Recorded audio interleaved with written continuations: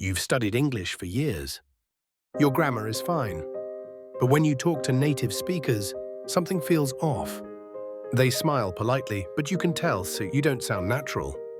Today, I'm going to show you 5 common mistakes that make English learners sound awkward and exactly what to say instead.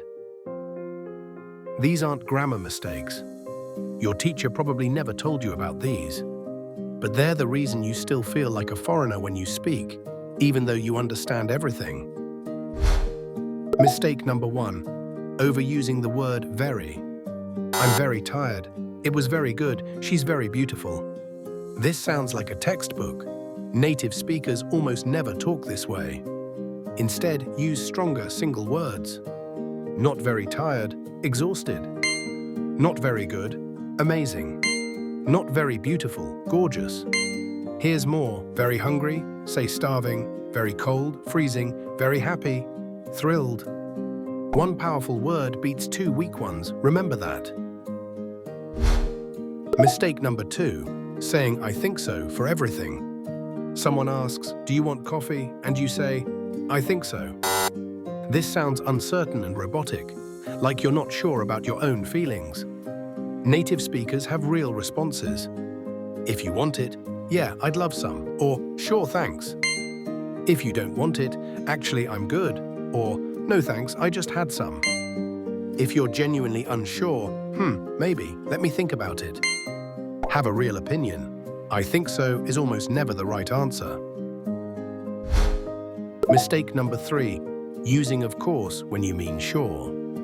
Someone asks, can you help me? And you say, of course.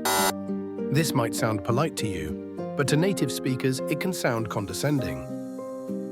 Of course implies obviously, like you're saying that's such a stupid question. Just say, sure, or yeah, no problem, or happy to help. So when should you use of course? When someone asks something obvious, or when you're reassuring someone. Will you be at your own birthday party? Of course. Are you sure it's okay if I borrow this? Of course, take it. When in doubt, just say, sure, it's safe every time. Mistake number 4, starting every sentence with I. I went to the store, I bought some food, I came home, I cooked dinner.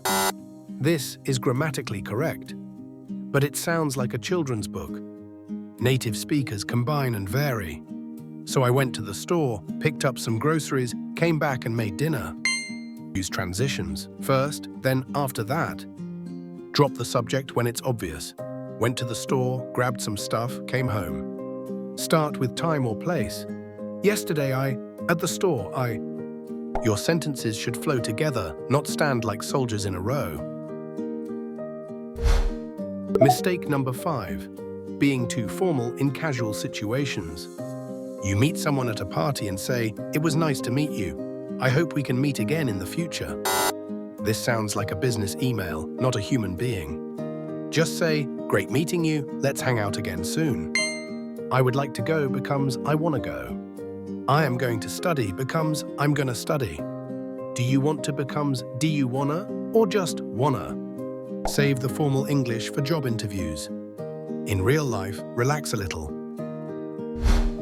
Let's quickly recap all 5 mistakes and fixes. 1. Stop saying very. Use stronger words. Very tired. Exhausted. 2. Ditch I think so. Have a real response. 3. Say sure instead of course. 4. Vary your sentence structure. Don't start everything with I. 5. Relax your language. Casual situations need casual words. Here's your homework. Pick one of these to focus on this week. Just one. Master it, then move to the next. Which of these mistakes have you been making? Drop a comment and let me know. And if you want more tips on sounding natural in English, hit subscribe. I've got more videos coming that will change how you speak.